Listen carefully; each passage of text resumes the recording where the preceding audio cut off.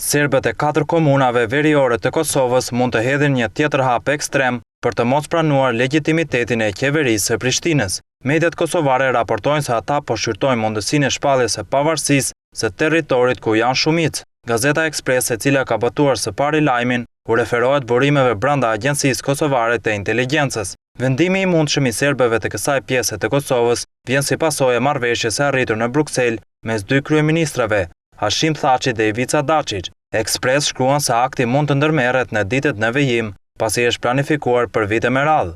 Një zyrtar kosovar i shërbimeve inteligjente ka thënë në kushtet e anonimitetit se shpallja e pavarësisë nga serbët në veri të Kosovës mund të ndodhë edhe para takimit mes kryeministrave Thaçi e Dačić për nënshkrimin e dokumentit implementues të marrëveshjes Kosovë-Serbi. Ka vite që janë duke u bërë gati për këtë, të gjithë e dim, ndërsa muajve të fundit përpjekjet janë intensifikuar dukshëm, sidomos pasi Serbia u kërkoi atyre t'i kthejnë syt ka Prishtina, citon gazeta.